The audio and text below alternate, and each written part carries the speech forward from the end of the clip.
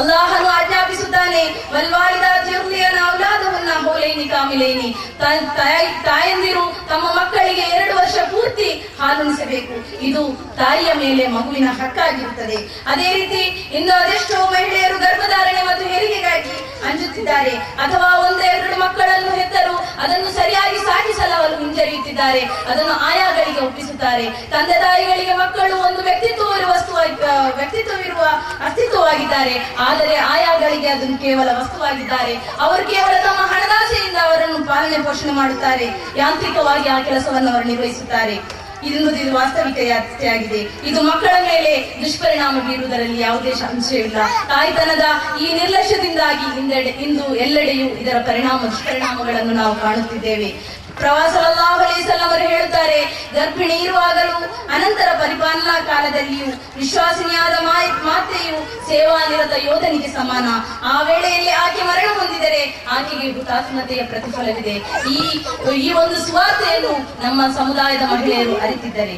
ಇನ್ನೊಂದು ವಿಚಾರಣೆವೆಂದರೆ, ಇಂದು ಮಾತೆಯ ಮಡಿಲಲ್ಲಿ ಎದೆ ಹಾಲನ್ನು ಹೀರಿ ಆಕೆಯ ಮಡಿಲಲ್ಲೇ ಬೆಳೆಯುವ ಮಕ್ಕಳು ಸದಾಚಾರಿಗಳಾಗುವ ಬದಲು ದುರಾಚಾರಿಗಳ ಒಡನಾಟದಲ್ಲಿ ಕೈ ಜೋಡಿಸುತ್ತಿರುವುದು ಕಂಡುಬರುತ್ತದೆ. ಇದಕ್ಕೆ ಕಾರಣವೇನು? ಮಕ್ಕಳು ಇತರ ಎಲ್ಲ ದುಷ್ಪ್ರಭಾವಗಳಿಂದಲೂ ದೂರವಿದ್ದರೂ ಕೂಡ ತಾಯಿಯ ಪ್ರಭಾವದಿಂದ, ಒಳ್ಳೆಯ ಅಥವಾ ಕೆಟ್ಟ ಪ್ರಭಾವದಿಂದ ಮುಕ್ತರಾಗಲು ಸಾಧ್ಯವಿಲ್ಲ. ಆದ್ದರಿಂದ ಮಕ್ಕಳ ಭವಿಷ್ಯದ ಸುಧಾರಣೆಗಾಗಿ ಪ್ರಥಮವಾಗಿ ನಾವು ನಮ್ಮನ್ನೇ ಸುಧಾರಿಸಿಕೊಳ್ಳಬೇಕು.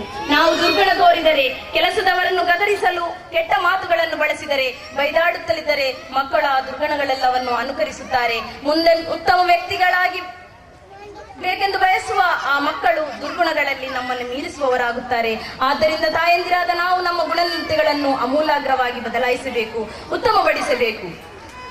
ನಮ್ಮ ಸಮುದಾಯದ ತಾಯಂದಿರು ದೇವಭಕ್ತೆಯರಾಗಿದ್ದಾಗ, ನಮ್ಮ ಪಾಠಶಾಲೆಗಳಲ್ಲಿ ತಮ್ಮ ಮಕ್ಕಳಿಗೆ ಮನುಷ್ಯತ್ವ, ನೈತಿಕತೆಯ ಶಿಕ್ಷಣ ನೀಡುತ್ತಿದ್ದಾಗ ಅವರ ಮಡಿಲಿಂದ ಬೆಳೆದು ಬಂದ ಮಕ್ಕಳು ಮಹಾನಾಯಕರುಗಳು, ಮಹಾಸಂತರು ಆಗಿ ವಿದ್ವಾಂಸರು ಆಗಿ ಮೆರೆದರು. ಅಬ್ದುಲ್ ಖಾದರ್ ಜಿಲಾನಿ ಅವರ ತಂದೆ ಅಬು ಸಾಲಿ ಒಮ್ಮೆ ನದಿ ತೀರದಲ್ಲಿ ಇರುವಾಗ ಒಂದು ಸೇಬು ಹಣ್ಣು ಅವರಿಗೆ ನದಿಯಲ್ಲಿ ಹರಿದು ಬರುತ್ತದೆ. ಅದನ್ನು ತೆಗೆದವರು ತಿನ್ನುತ್ತಾರೆ. ತಿಂದ ನಂತರ ಅವರಿಗೆ ಪಶ್ಚಾತ್ತಾಪವಾಗುತ್ತದೆ.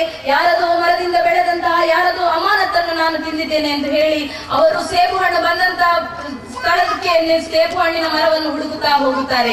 ಹೋದಾಗ ಒಂದು ಸಣ್ಣ ಗುಡಿಸಲಿನಲ್ಲಿ ಓರ್ವ ವೃದ್ಧ ಕುಳಿತಿದ್ದರು. ಅದು ಆ ಸೇಬು ಹಣ್ಣಿನ ಮಾಲೀಕರಾಗಿದ್ದರು. ಇವರು ಹೋಗಿ ಹೇಳುತ್ತಾರೆ, ನಾನು ನಿಮ್ಮ ಮರದಿಂದ ಹರಿದು ಬಂದಂತಹ ಸೇಬು ಹಣ್ಣನ್ನು ತಿಂದು ಹೋದೆ, ಈಗ ನನಗೆ ಪಶ್ಚಾತ್ತಾಪವಾಗುತ್ತಿದೆ, ನಿಮ್ಮದೇ ಎಂದು ಕೇಳುತ್ತಾರೆ. ಆಗ ಅವರು ಹೇಳುತ್ತಾರೆ, ನೀವು ಮಾಡಿದ್ದು ತಪ್ಪು, ನೀವು ತಿಂದದ್ದು ತಪ್ಪಾಗಿರುತ್ತದೆ, ಆದ್ದರಿಂದ ಅದಕ್ಕೆ ಶಿಕ್ಷೆ ಬೇಕು. ಇವರು ಅದಕ್ಕೆ ಸಿದ್ಧರಾಗುತ್ತಾರೆ. ಆ ಶಿಕ್ಷೆಯನ್ನು ಪಡೆಯಲು ನಾನು ಸಿದ್ಧನಾಗಿದ್ದೇನೆ.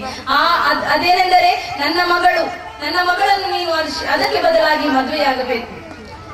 ಮಾತ್ರ ಒಂದು ವಿಷಯ ಏನೆಂದರೆ, ನನ್ನ ಮಗಳಿಗೆ ಕಣ್ಣು ಕಾಣುವುದಿಲ್ಲ, ಬಾಯಿ ಬರುವುದಿಲ್ಲ, ಅದೇ ರೀತಿ ಕಿವಿ ಕೇಳುವುದಿಲ್ಲ.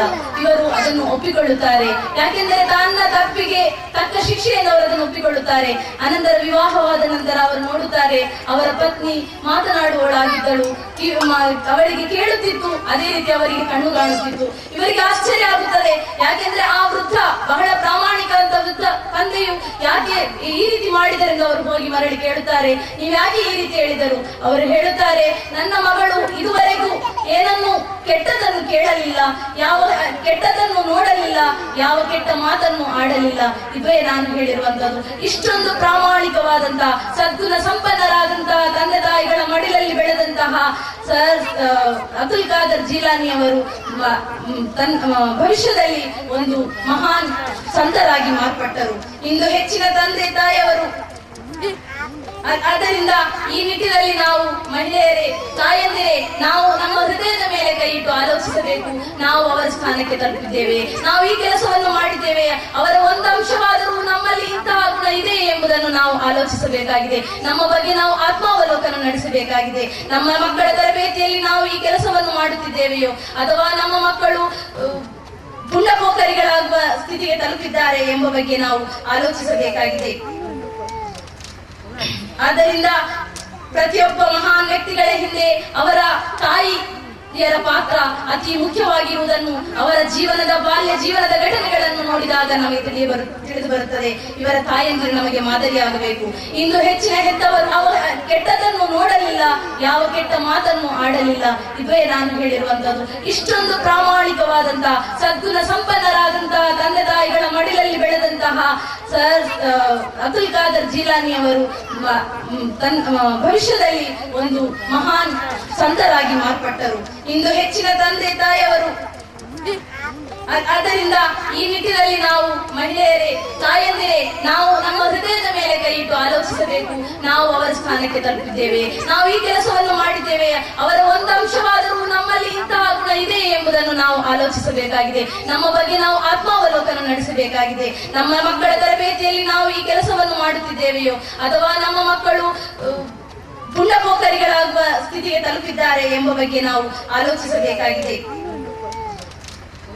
ಆದ್ದರಿಂದ ಪ್ರತಿಯೊಬ್ಬ ಮಹಾನ್ ವ್ಯಕ್ತಿಗಳ ಹಿಂದೆ ಅವರ ತಾಯಿಯರ ಪಾತ್ರ ಅತಿ ಮುಖ್ಯವಾಗಿರುವುದನ್ನು ಅವರ ಬಾಲ್ಯ ಜೀವನದ ಘಟನೆಗಳನ್ನು ನೋಡಿದಾಗ ನಮಗೆ ತಿಳಿದು ಬರುತ್ತದೆ. ಇವರ ತಾಯಂದಿರು ನಮಗೆ ಮಾದರಿಯಾಗಬೇಕು. ಇಂದು ಹೆಚ್ಚಿನ ಹೆತ್ತವರು ಒಬ್ಬೊಬ್ಬರು ಮಕ್ಕಳು ನಾನು ಡಾಕ್ಟರ್ ಆಗುತ್ತೇನೆ, ನಾನು ಪೈಲಟ್ ಆಗ್ತೇನೆ, ನಾನು ಇವಾದರೂ ನಮ್ಮಲ್ಲಿ ಇಂತಹ ಗುಣ ಇದೆ ಎಂಬುದನ್ನು ನಾವು ಆಲೋಚಿಸಬೇಕಾಗಿದೆ. ನಮ್ಮ ಬಗ್ಗೆ ನಾವು ಆತ್ಮಾವಲೋಕನ ನಡೆಸಬೇಕಾಗಿದೆ. ನಮ್ಮ ಮಕ್ಕಳ ತರಬೇತಿಯಲ್ಲಿ ನಾವು ಈ ಕೆಲಸವನ್ನು ಮಾಡುತ್ತಿದ್ದೇವೆಯೋ ಅಥವಾ ನಮ್ಮ ಮಕ್ಕಳು ಪುಂಡಪೋಖರಿಗಳಾಗುವ ಸ್ಥಿತಿಗೆ ತಲುಪಿದ್ದಾರೆ ಎಂಬ ಬಗ್ಗೆ ನಾವು ಆಲೋಚಿಸಬೇಕಾಗಿದೆ. ಆದ್ದರಿಂದ ಪ್ರತಿಯೊಬ್ಬ ಮಹಾನ್ ವ್ಯಕ್ತಿಗಳ ಹಿಂದೆ ಅವರ ತಾಯಿಯರ ಪಾತ್ರ ಅತಿ ಮುಖ್ಯವಾಗಿರುವುದನ್ನು ಅವರ ಬಾಲ್ಯ ಜೀವನದ ಘಟನೆಗಳನ್ನು ನೋಡಿದಾಗ ನಮಗೆ ತಿಳಿದು ಬರುತ್ತದೆ. ಇವರ ತಾಯಂದಿರು ನಮಗೆ ಮಾದರಿಯಾಗಬೇಕು. ಇಂದು ಹೆಚ್ಚಿನ ಹೆತ್ತವರು ನಮ್ಮ ಮಕ್ಕಳ ಲೌಕಿಕ ಶಿಕ್ಷಣಕ್ಕೆ ಬಹಳ ಮಹತ್ವವನ್ನು ಕೊಡುತ್ತಾರೆ, ಆದರೆ ಧಾರ್ಮಿಕ ಶಿಕ್ಷಣಕ್ಕೆ ಮಹತ್ವ ಕೊಡುತ್ತಿಲ್ಲ.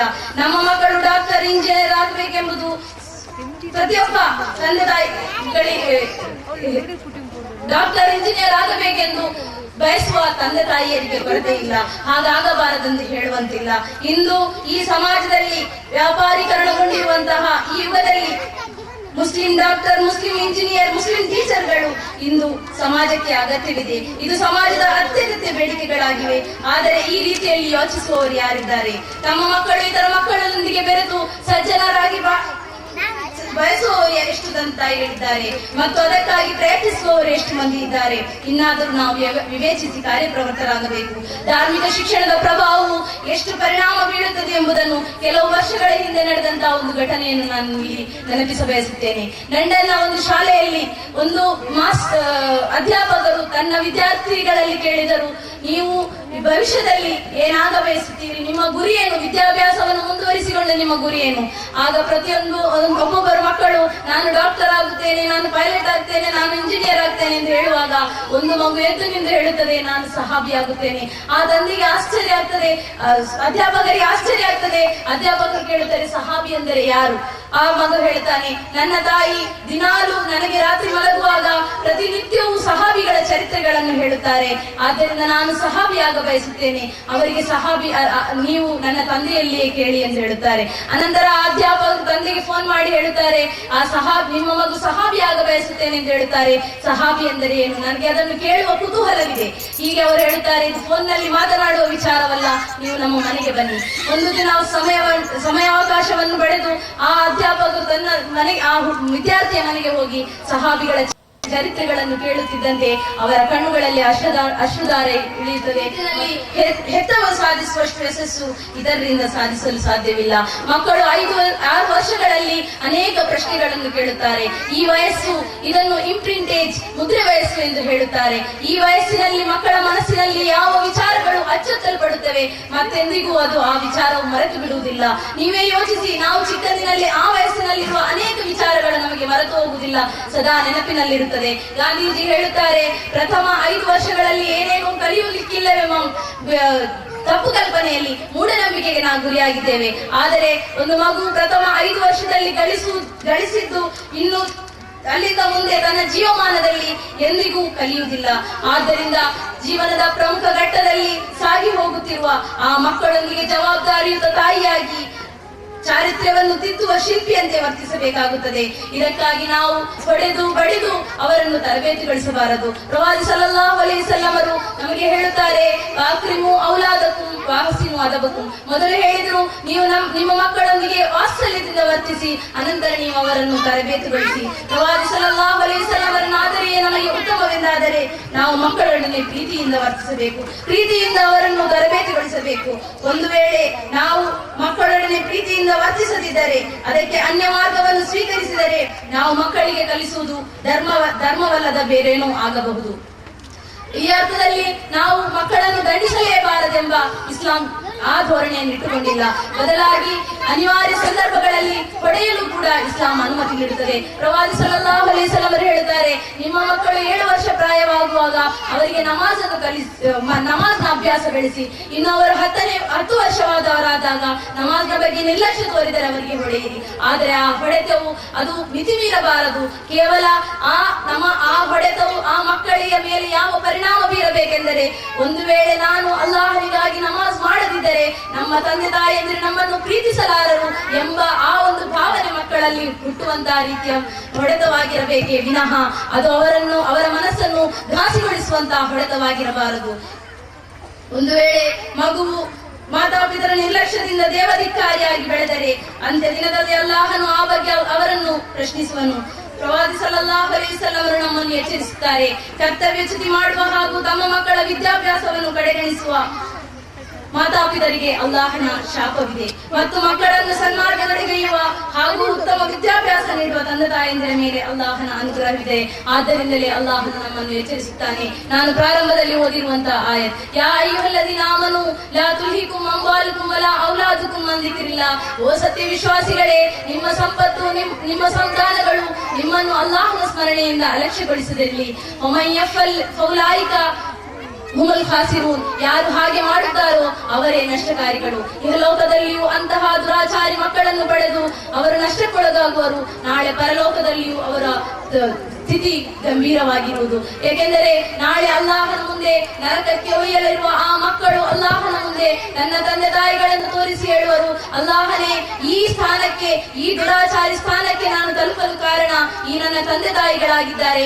ಆದ್ದರಿಂದ ಮೊದಲು ನೀನು ಅವರನ್ನು ಶಿಕ್ಷಿಸಬೇಕೆಂದು ನಮ್ಮ ವಿರುದ್ಧ ಅವರು ಸಾಕ್ಷಿ ನಿಲ್ಲುವರು ಎಂದು ಪ್ರವಾದಿ ಸಲ್ಲಲ್ಲಾಹು ಅಲೈಹಿ ವಸಲ್ಲಂ ನಮಗೆ ತಿಳಿಸುತ್ತಾರೆ. ಒಟ್ಟಿನಲ್ಲಿ ಉತ್ತಮ ಆದರ್ಶದಂತೆ ಕ್ರಮಬದ್ಧವಾಗಿ ಬಾಳಬೇಕು.